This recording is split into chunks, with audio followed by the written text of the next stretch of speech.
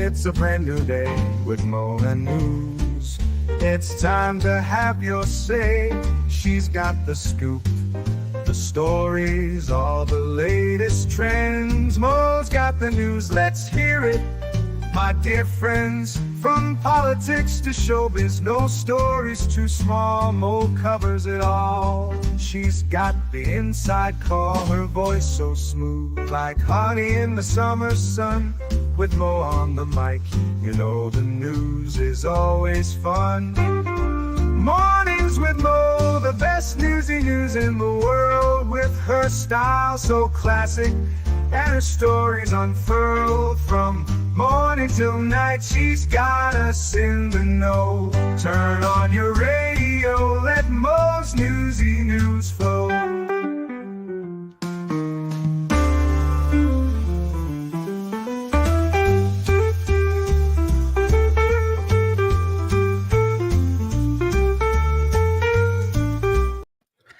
Good morning, everyone. It is the 18th. It is Tuesday, and we all survived. There is a raging thunderstorm going on outside my room, my safe room, but I hope everyone else is doing okay. Thank you, Wolfram, for always having the mod stuff ready to go. Alice G, good morning. Christine, I hope you're having a great morning. And everyone else who are watching, it's Tuesday, it's raining, and I am glad to figure out because I hadn't checked the weather. I was like, why do I feel like I was run over by a dump truck today? Um, I'm very, very lucky in that I don't have full body CRPS, but I have noticed that on rainy or thunderstormy day, my entire body decides, we're gonna hard pass on being able to do anything today. So I am taking myself out of the laundry game. I'm on the injured reserved list for today. Good news, or at least a good story. Um, Sir Ian McKellen will be okay after falling off a London stage. Now, I know that Lord of the Rings is divisive, but this guy is like one of the coolest actors that I've never met because that would require me to go out of my room. So I am glad he's okay. Ian McKellen is expected to make a speedy recovery after suffering a fall on Monday at the Noel Coward Theatre in London. Thank you to our audience and general public for the well wishes following Ian's fall during the evening's performance of Player Kings, a rep for McKellen said in a statement to Rolling Stone.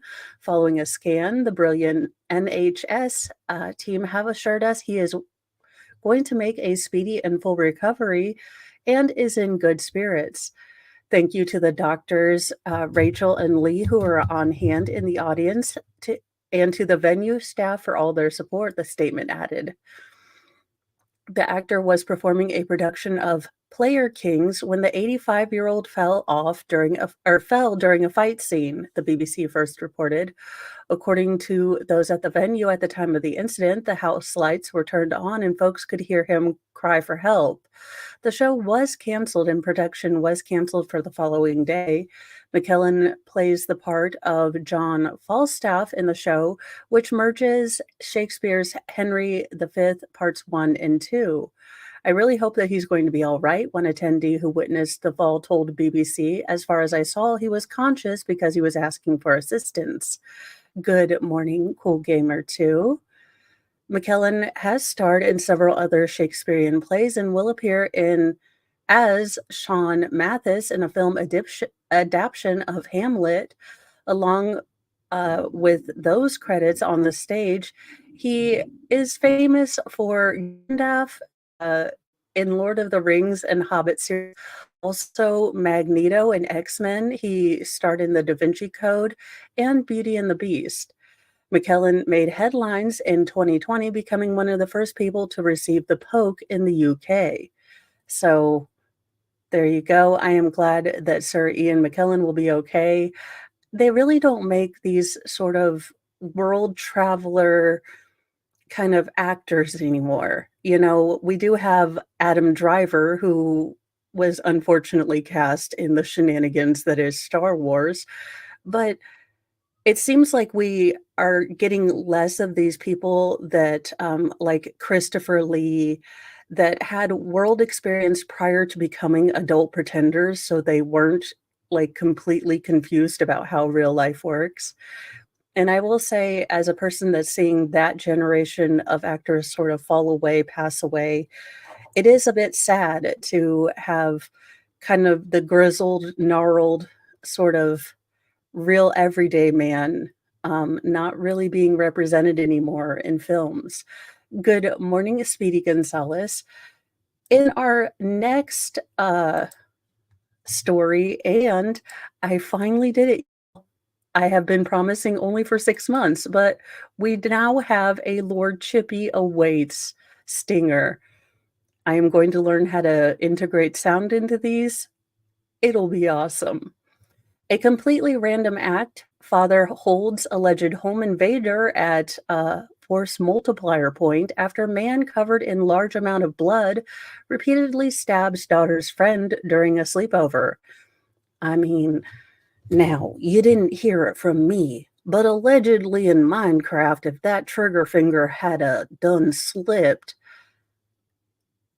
Judge Mo would have a very hard time finding any shenanigans, which is why I'm not a judge. A Michigan man is behind bars on a laundry list of charges after allegedly breaking into a sleepover and attacking an 11-year-old girl with a knife, according to Kent County Sheriff's Office. The bravery of the homeowner appears to have saved the child's life, though, according to law enforcement. The father of the girl hosting the sleepover quickly sprung into action and confronted the home invader, holding him at boomstick point until sheriff's deputies arrived. Now, Ricardo Perez Castillo, 24, stands accused of one count each of assault with intent to murder, home invasion in the first degree, assault with attempt to commit criminal sexualized conduct involving. So he was trying to be a gross, disgusting Lord Chippy contestant. And the father stayed strapped and self-control, because y'all, I don't know if I'd have self-control allegedly in Minecraft. The incident occurred in the early morning hours of June 15th, according to the sheriff's office. Deputies received a call about a man being, quote, in the caller's home on Ella Terrace Court just before 3 a.m. The homeowner told 911 dispatch that the intruder entered his residence covered in a large amount of blood. Kent County Undersheriff Brian Murr told Grand Rapids-based Fox affiliate WXMI the victim was stabbed multiple times. According to Murr, the homeowner's daughter was not physically hurt by Castillo. Law enforcement say the man simply walked into the home, went upstairs, found the two girls sleeping. Murr advised the community to lock their doors and remain aware of their neighbors. Thankfully, we are able to get this monster off the street, the undersheriff told the TV station. Obviously, all our thoughts and prayers go to the victim and her family. The attacked little girl is said to be in stable condition, authorities have said, although the extent of her injuries are not publicly known. And honest to goodness, parents, keep her out of the media if you can. It's already probably going to be hard enough for her to have to testify to this terrifying event. You know, sometimes I balance severely about there has to be some sort of balancing mechanism media uses. Is this going to get information out, or is this going to just be used as fodder? So I think that we've a bit lost our way, wanting, if it bleeds, it leads. And I say this in full hypocrisy, knowing that I cover, stories where terrible things happen. But I think, the more we can shield this young lady after going through this, the better. Um, for right now, the mystery behind the dire crime remains. Right now, we believe this was a completely random act. There is no connection to the residents or family whatsoever. That's obviously one of the case facts that's concerning to us, and the undersheriff told Grand Rapids-based NBC affiliate WOOD. The defendant is believed to have connections to Kent County, but there is nothing to connect the suspect to the home he allegedly entered or the people inside the home, according to Murr. The investigation is ongoing, law enforcement officials say. We are trying to connect all the dots right now in the investigation to determine how he ended up at this residence. Castillo was arraigned on Monday in Kent County's 63rd District. His next court appearance is currently slated for June 26th. A follow up court date has been scheduled for July 3rd, the sheriff's office told Law and Crime. He is currently being held without bond. So at least they didn't give him bond, but uh, this is absolutely terrifying. I'm glad that the father was there. I'm glad that the father had the instrumentality to prevent this monster garbage can human person allegedly, since he hasn't been convicted yet. But I'm glad that he had the ability to stop this man. That's what dads are there for, and, I mean, there can be no greater thing that a dad can do than to protect his children, so good on you, dad. Good morning, Old Line Red and Reindeer. Our next story is a follow-up to one that we've been following quite a long time, I believe. But the bling bishop, Whitehead, clad in jail garb as he learned his fate for stealing a New York City woman's retirement fund. Yes, the bishop that was robbed on live stream happened to be robbing someone else. It was like cosmic karma. Good morning, Tim. The only ice he'll be wearing now are handcuffs. The bling bishop, Lamar Whitehead, the famously flashy Brooklyn pastor who once bragged that Mayor Adams had mentored him, was sentenced to 9 years in prison Monday after a jury found him guilty of stealing a parishioner's mother's retirement fund, among other crimes.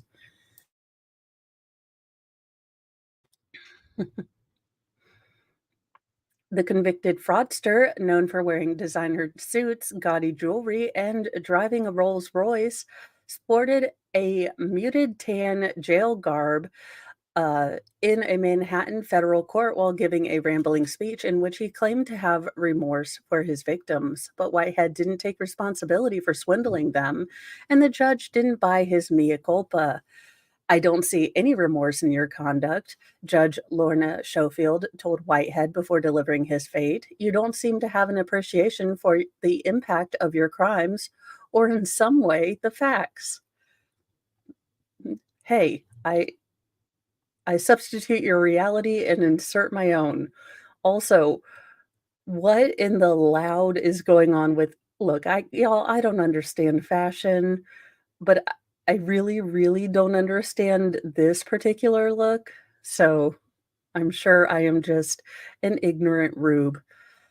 Whitehead, 45, was convicted in March of scamming Pauline Anderson, a 58-year-old nurse and mother of one of his flock at Kennery's Leaders of Tomorrow International Ministries, out of $90,000 she had given him to invest in a home he claimed he would buy for her and fix up. Instead, the flamboyant pastor, who became known as the Bling Bishop, blew the cash on personal expenses, including purchases from Louis Vuitton and BMW car payments, prosecutors said. Addressing the court Monday, Anderson teared up while describing the brutal toll left on her by Whitehead's theft, which she said drained her entire retirement savings. Whitehead broke my heart, my spirit, and my soul, she said. What are these glasses? I feel like I'm watching a Kevin Hart movie, but not in a good way. None of this is funny, even unintentionally. Anderson's son, Rashid, 30, was added to the convicted scammer's theft. added that the convicted scammer's theft had a devastating impact on his family. I was used and taken advantage of, and because of that, every day I have to see my mother suffer, he said in court. Whitehead was also convicted of attempted extortion for touting his alleged ties to the mayor to get an auto body shop owner to lend him $500,000 in return for official favors from his owner.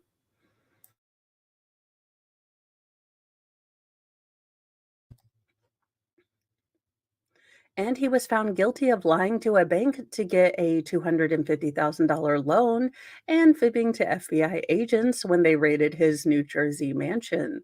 Whitehead knew at the time he could not actually obtain favors he promised, prosecutors said. Adams has not been accused of wrongdoing in the case. Whitehead did not just steal from fellow alleged criminals. He did not just steal from faceless financial institutions. He did not just steal from trusting parishioners, he stole from all of them, prosecutors from the Manhattan U.S. District Attorney's Office. Damian Williams' office wrote in a pre sentencing court filing.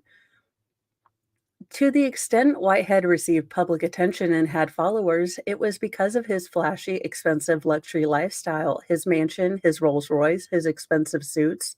All of those things, too, were funded by his crimes, the Fed said. With his feet chained together and court marshals looking on, Whitehead spoke for about 20 minutes Monday at a podium set in the courtroom, maintaining his innocence and calling himself a pillar of the community. Yeah, yeah, like, Neiman Marcus, or no, the Lehman Brothers.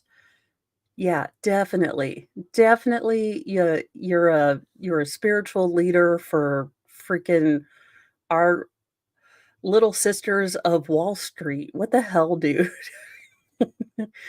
Sure, you're a pillar of a community, just maybe not one that was reinforced with rebar or any cement. As far as remorse, I'm very remorseful, he claimed. I hate to see anyone hurt. The following bishop name dropped city and state officials he claimed to have worked with in the recent years on youth mentorship and Thanksgiving turkey dinner or giveaway programs, including Adams, NYPD Chief of Department Jeffrey Madry, NYPD Chief of Patrol John Schell, Brooklyn District Attorney Eric Gonzalez, and State Attorney General Letitia James. I've done untold turkey giveaways, he said.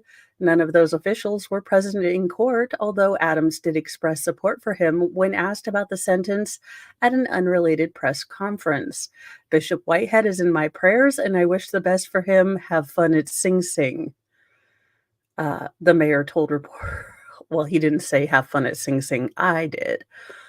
Whitehead's attorney, Don Florio, asked the judge to show mercy and free him from custody to have him on supervised release instead. Thank you, Marissa, for being a 4-month member. Thank you so much. Good morning, Christy Marie. Yeah, sure. I'm sure if he were on parole, he would never steal again. Right, Saul? Your Honor, I'm an honorable man and my children need me, Whitehead pled during his speech. Allow me to be the poster child of another chance, he added. Schofield said that the pastor would be subject to 3 years of post-release supervision after he gets out of the federal lockup. Whitehead has a history of crimes of dishonesty and has a high risk of recidivism, she warned. Before starting his church in 2013, Whitehead had already served 5 years in prison after being convicted of a separate $2 million identity theft scheme that involved buying luxury cars after taking out lines of credit in other people's name. Yes, it is.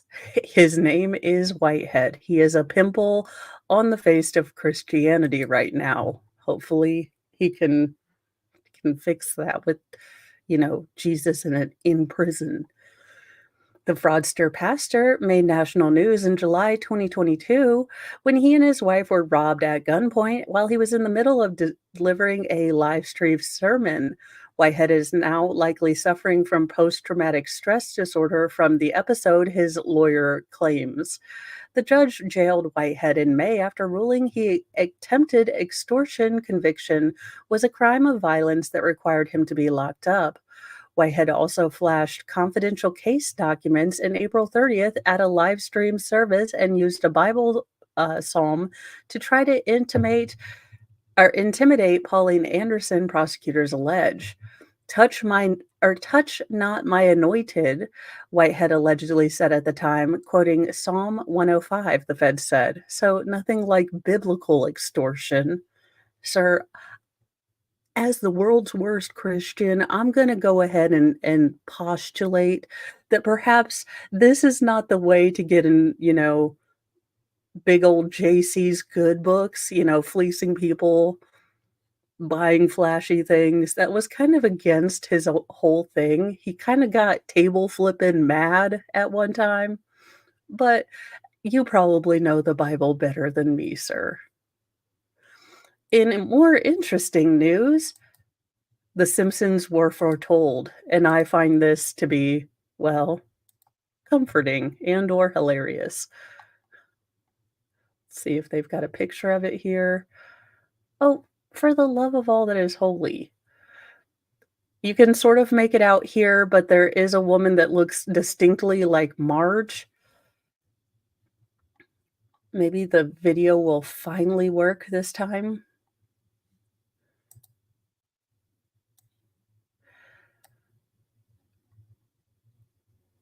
If it would. So there it is. Marge Simpson, foretold. Thank you, Jude, for being a 6-month member. Thank you guys so very much. So, yes, Marjorie Simpson foretold by the ancient Egyptians. I'm here for this timeline. The markings on a recently unearthed coffin are being compared to Marge Simpson. Good morning, Fraud Wrangler. Thank you for the super chat. And no worries that you haven't been around. It is just life is life and it happens. Summer breaks are always kind of difficult for me to juggle everything because the children people are home. So real life, much more important than internet life. So I completely understand. And thanks for joining this morning. The uh, mummy's resting place was discovered late last year in a 3,500-year-old cemetery in Mina, Egypt, and is believed to be among senior officials and priests of the New Kingdom from 1550 BC to 1069 BC. Coffins of the time have been found to feature detailed carvings and paintings of the deceased deities and scenes from the Book of the Dead, spells used to assist the dead in the afterlife, according to the archaeologist.org. The upper lid of the coffins, recently unearthed in Middle Egypt, shows a yellow-colored woman dressed in green clothing and a blue crown, which some have compared to the show's big-haired matriarch. Marge, one person commented on Reddit, another viewer labeled it unreal. Marissa, thank you. There really is a Simpsons episode for everything. Yes. I do wonder, this is my own conspiracy theory, so take it with all of the ramen packet noodles of sodium. But in my head canon, Trey and Matt Parker and or Trey Stone and Matt Parker and Matt Groening were allowed to see the future, but they could only warn us with satire. Oh, and Mike Judge, because he made Office Space and Idiocracy. So they were all allowed to see the future, but they could only warn us with comedy and sarcasm. Uh, Egypt predicted The Simpsons, another wrote, the only documented time in history where The Simpsons didn't do it first, someone else also commented. The long-running show is often credited for making predictions about the future, such as technology similar to the Apple Vision Pro and the explosion of the Titanic submersible. The coffin in question is said to belong to Teddy First, daughter of High Priest of, well, a town and a city in Egypt that I cannot pronounce, but I'm going to go with Ashaminan. It is a rare and important scene. Every scene of the hour has its shape, the chief of Supreme Council of Antiquities said of the discovery, according to the Egyptian Gazette. The discovery provides more information on burial practices, artistry, and culture of ancient Egypt during the New Kingdom period, often called the Golden Age. The burial ground comes after an international team of researchers believed they'd found evidence of ancient Egyptians performing experimental treatments or medical explorations of human cancer more than 4,000 years ago. A skull with a tumor was observed with about 30 small round lesions. Researchers were stunned to discover that someone had cut around the lesions, seemingly with a sharp object. Researchers warned against coming to conclusions, but are optimistic about what this discovery could mean for the global history of cancer. So there you go, guys. Uh, because of course it's Florida Man.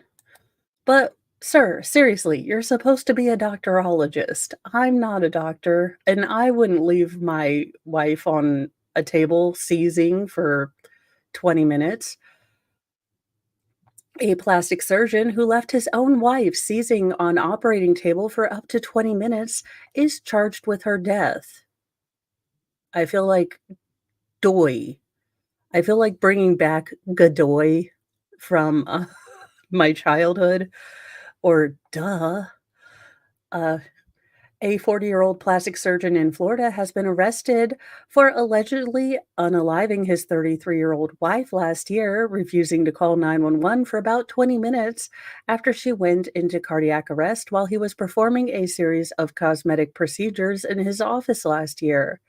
Benjamin Jacob Brown was taken into custody on Monday and charged with one count of second-degree felony homicide for alleged manslaughter by culpable negligence in the death of Hillary Ellington, Brown, authorities announced. According to a news release from the Santa Rosa County Sheriff's Office, deputies on November 21st, 2023, responded to a call regarding a medical emergency at Restore Plastic Surgery in Gulf Breeze, Florida. Upon arriving at the office, first responders located a female victim, later identified as Hillary Brown, suffering from cardiac arrest. Hillary Brown was transported to a local hospital for medical treatment, where she was placed on life support for a week before she was pronounced dead. Following an extensive investigation in conjunction with the District 1's medical examiner's office and the state's attorney's office, authorities requested a warrant for the arrest of Benjamin Brown, which was issued Friday. He turned himself in to the sheriff's office on Monday morning. The Florida Department of Health in May 2024 issued an order of emergency restriction of Dr. Brown's license, which provided additional information about Hillary Brown's death. The document states that on the day she went into cardiac arrest, Hillary Brown was scheduled to undergo miniature muscle plication, scar revision, bilateral arm liposuction, lip injections, and ear adjustment procedures. Ear adjustment procedures? I don't even wanna know what one can do to, an ear, and Zachary, I believe it. I don't know why I called you Zachary, just changed your name. Good for me. But, it it does seem like that could be true coming from you, Zach. Prior to the procedures, Hillary Brown, who has no formal medical training as a nurse or doctor, mised her own IV bags, ingested a handful of multicolored pills, which included Valium, the medical board wrote, while Dr. Brown was allowing his wife to suture her own skin after the what in the name of all that is flippin' holy? No, no. My behind needs to be knocked out. I don't do blood. Um, Hillary Brown became restless and her feet began twitching while Dr. Brown was performing liposuction on his wife's arm. Her twitching got worse. Yeah, I can't imagine a situation where, sucking arm fat out of you, you'd need to be still." He's like, "Nah, it'll be fine," in full critical drinker sort of, nonchalance. Hillary Brown stated that her vision started to blur. She told Dr. Brown she saw orange. The report states restlessness, muscle twitching, and blurred vision are all early signs of lidocaine toxicity. Dr. Brown continued to inject lidocaine or xylocaine in Hillary Brown's face. Soon after, Hillary Brown became unresponsive and began to have a seizure. The medical board noted that when a patient experiences a seizure during a medical procedure, the minimum prevailing professional standard of care requires a doctor to immediately initiate emergency transfer to a higher level of care. A medical assistant asked Dr. Brown if she should call 911, and Dr. Brown said no, the document states. Over the next 10 to 20 minutes, a medical assistant asked Dr. Brown if they would call 911, and he continued to say no or wait. The medical assistant was scared and a new employee, so she did as Dr. Brown instructed. Instead of calling an ambulance, Dr. Brown allegedly shouted at the staff, asking what medication did she take, what did she take. After about 10 to 20 minutes, Dr. Brown instructed an assistant to call 911, but his wife never regained consciousness. Her death was later to be determined to be complications following lidocaine toxicity. The medical board determined that Dr. Brown's treatment of his wife was careless and haphazard. The level of disregard Dr. Brown paid to patient safety, even when the patient was his wife, indicates that Dr. Brown is unwilling or incapable of providing an appropriate level of care to his future patients. The board wrote, Dr. Brown's most problematic violation during HR's procedure was his failure to react swiftly in response to a serious medical injury or emergency. Hillary Brown's father, Marty Ellington, told the Pensacola News-Journal that the news of Dr. Brown's arrest was a welcome relief. My family lives in a sea of tears for eternity due to the actions of one careless individual, he told the newspaper. His ego and arrogance overshadowed the need for help, prolonging oxygen deprivation to her brain and ultimately causing her death. Ben Brown took a mother from my grandchildren, my only daughter, and our brightest star. Hillary gave the ultimate sacrifice so Ben Brown couldn't hurt anyone else. Maybe prison, he will get the attention he deserves. Yeah. I mean, first of all, why was she suturing her own wounds? Second of all, what in the name of Lord Chippy is she just, taking a bunch of pills like Skittles? I mean, sir, you had a leg up. You didn't look like Joel Guy Jr., but you seem to be a moron, so good luck in Gen Pop, sir. Maybe you can get on the prison clinic or something. I don't know. In another Florida man, and only a Florida man, but apparently a wanted Florida man was caught after his phone rang while he was hiding in a ceiling. That's why you gotta put it on silent mode, dear. Silent mode. A wanted Florida man was taken into custody on Saturday after his phone tipped off deputies that he was hiding from them in a ceiling of a business. Polk County Sheriff's Office said that 38-year-old Josh Garrett was arrested and charged with resisting arrest and felony criminal mischief. According to the sheriff's office, deputies responded to a disturbance near US 89 or 98 North and Duff Road in Lakeland, Florida. When deputies arrived, they were told a man was causing the disturbance, later identified as Garrett, but he had left that particular business. After identifying the man as Garrett, deputies learned he was wanted for violating his probation. My shock.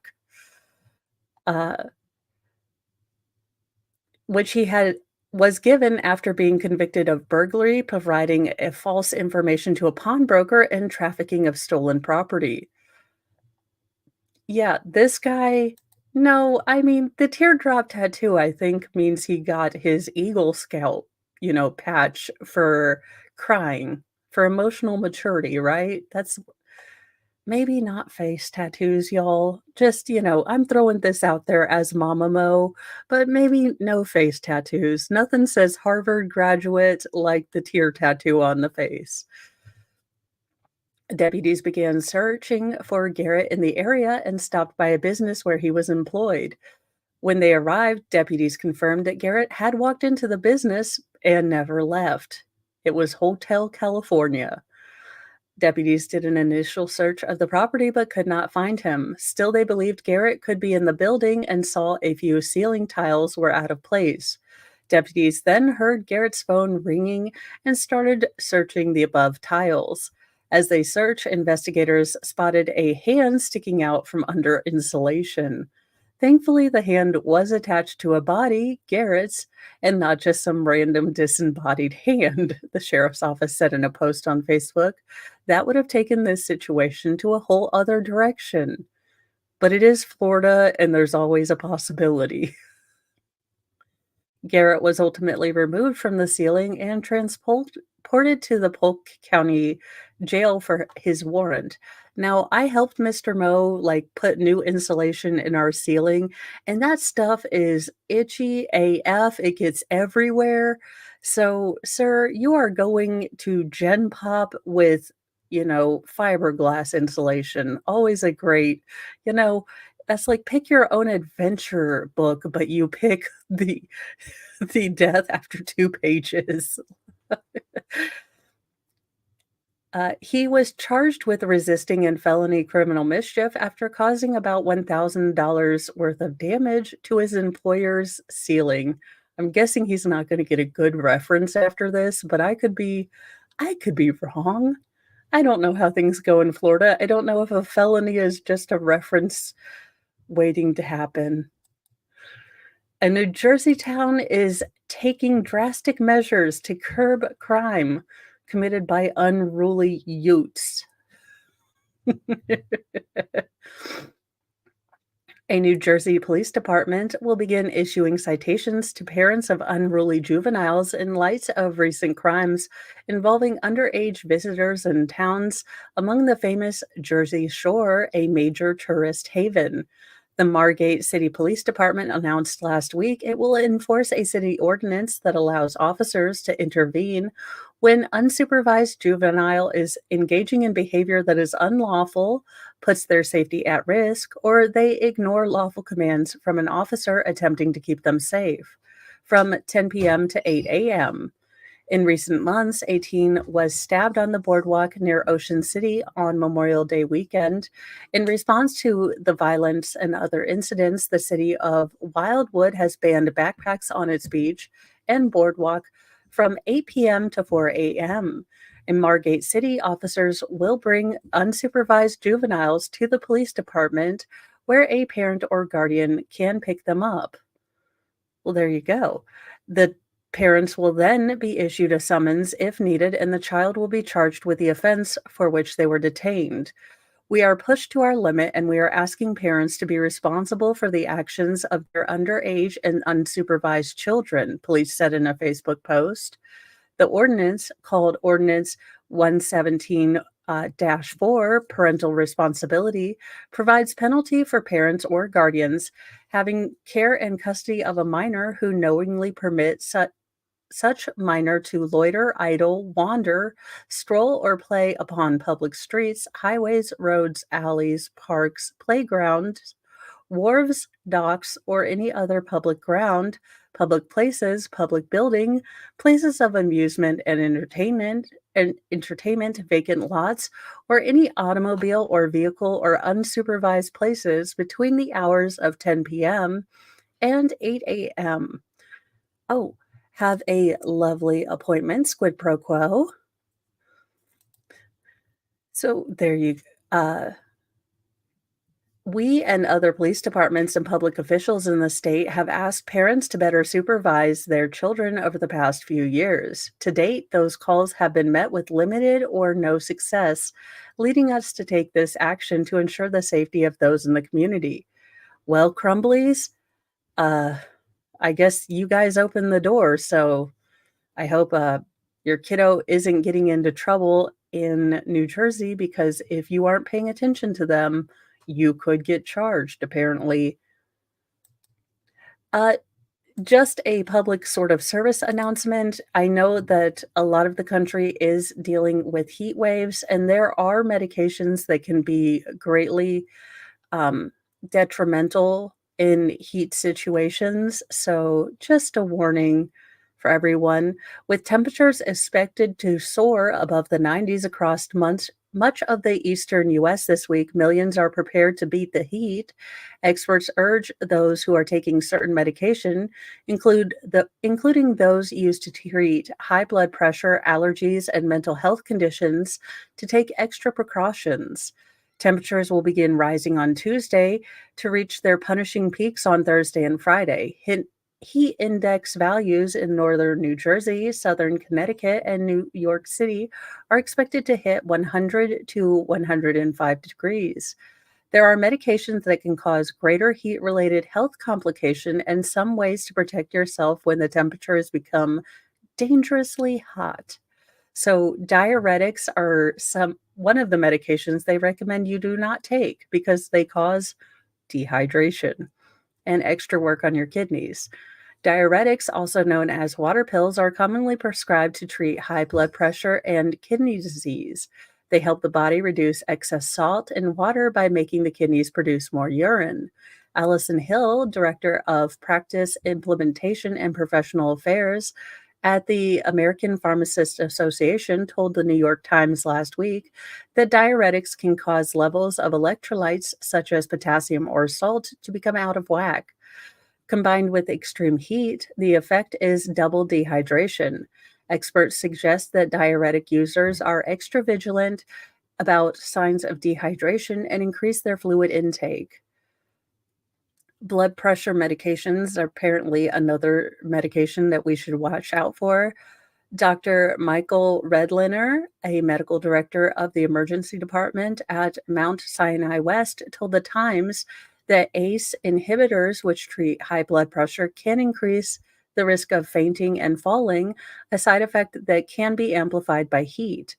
Those meds also suppress the feelings of thirst, making it harder to know when water is needed. The same risk is real for those who take beta blockers, which can make it harder for your body to sweat and stay cool, and calcium channel blockers, which can cause electrolyte imbalances. You know what would be awesome is if we had medications that didn't make terrible side effects. That would be cool. Antipsychotics and antidepressants are another one that we need to watch for. Redliner noted that certain antipsychotic medications, such as haloperidol, uh, omal- olanzapine, and risperidone, affect the body's ability to produce sweat, increasing the likelihood of overheating. Some antidepressants, meanwhile, are known to increase perspiration and suppress thirst, and that's a 1-2 punch that doubles dehydration. For their part, thyroid hormone replacements can raise body temperatures, causing excessive sweating and inhibit the body's ability to regulate temperatures. And over the counter antihistamine, such as Benadryl, promethazine, and Unisom, are known to subdue sweating, which can hinder the body's attempt to maintain a steady internal temperature. Stimulants, well, yeah, if you increase metabolism on an already hot day, you're going to be hotter. But I'm not a doctorologist, so if you are concerned about any of the medications that you take and how they might be, you know, configured by it being hotter than Hades outside, talk to your actual doctorologist. I'm just a chick on the internet who pulls articles. Stimulants that used to treat symptoms of ADHD can increase body temperature.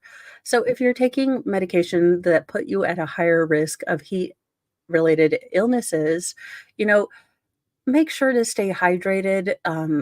Electrolytes, basically salts, very, good that oh, absolutely, totally do too. So just, common sense stuff. If you're worried about it, take extra water with you. Don't push yourself to mow the lawn or do things like that if things happen to be too hot outside. The lawn will wait, I promise. That's what I tell myself all the time about laundry, but unfortunately, I still have it. I'm like, "It'll wait," and I'm like, "No, the blob only grows bigger." Uh, since I couldn't resist Wesley Snipes taking a poke at Marvel, here we go. The original Blade star Wesley Snipes pokes fun at Marvel's struggling Blade reboot.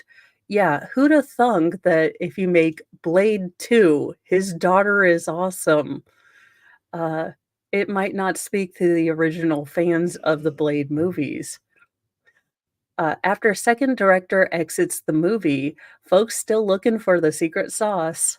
Wesley Snipes, I loved you as Noxeema Jackson in, To Wong Fu, Thanks for Everything, Julie Newmar. So you'll always be Noxeema Jackson to me. I might not have been as keyed in with the Blade, trilogy, but I definitely loved you as Noxeema Jackson. The original Blade star Wesley Snipes is saying "Lordy, lordy, lordy" to the Marvel Cinematic Universe, which continues to hit speed bumps during the development of a new Blade movie that is set to star Oscar winner Marshala Ali as the eponymous vampire hunter. The most recent hiccup for the MCU's Blade arrived June the 12th when it was announced that director Jan Damage was exiting the movie and that a new screenwriter Eric Pearson, whose writing credits include The Fantastic Four, Black Widow, and Thor Ragnarok, was coming on board. Blade lordy, lordy, lordy, Snipes reacted on Twitter along with a side-eye emoji. So folks still looking for the secret sauce, riding snowmobiles in traffic, kinda rough. Daywalkers make it look easy, don't they? Uh, Marvel announced a Blade movie with Ali in July 2019. Tariq was the first director to join the project, although he exited in September 2022, roughly 2 months before filming was set to begin. Several screenwriters have also been announced through the years, from Watchmen's scribe Stacey O.C. Kafour to Michael Starbury. Variety reported last November that Blade had gone through at least 5 writers by that time. One person familiar with script changes said the story at one point morphed into a narrative led by women and filled with life lessons. For the love of all that is holy, Disney, I don't understand if you are trying to force bankruptcy upon yourself, but I mean, it's a bold choice. Who I mean, Gilmore Girls meets Blade. I can only see the terrible I would watch that Pooh show, but I enjoy ridiculously, abjectly absurd things sometimes. I can't imagine why they didn't think that would work. Speculation at the time said Marvel was still looking to make the film on budget, with no less than $100 million at play. Snipes debuted as Blade in the 1998 movie of the same name and reprised the character in 2002's Blade 2, which was directed by Guillermo del Toro, and 2004's Blade Trinity, Stephen Dorff, who co-starred with Snipes in the first movie, previously mocked Marvel for struggling to get its own Blade off the ground. Marvel is used to me trashing them anyway, Dorff said last year. How how's that PG Blade movie going for you? Can't get a director? And he laughed, because anyone who goes out there is going to be laughed at by everyone because we already did it and we made it the best. There's no Steve Norrington out there. Marvel's Blade is currently on release calendar for November 7th, 2025. So, dear Lord, I mean, I'm sure that, a heartwarming after school special, in which we take a rated R movie and turn it PG-13 and have women learning life lessons. I mean, how could that not succeed and print money? Our final story. Looks like Krispy Kreme is not wowing fans with their new collaboration, uh, Friends and Donuts. Krispy Kreme has confused some American fans with a new collaboration that will, at least for now, only be available in the United Kingdom. Hitting Krispy Kreme locations in grocery stores on Monday, June 17th, will be four new flavors inspired by the hit television comedy Friends, according to the premiere shared on Instagram by Snackalator. The special donut creations will pay tribute to the show, famously based in New York City, and a couple of its standout moments. An image in the food blogger's Friday, June 14th post showed how each of the four donuts will be decorated. One called Friends will pay tribute to the show's opening title sequence by featuring an image of the Washington Square Park fountain made of white chocolate.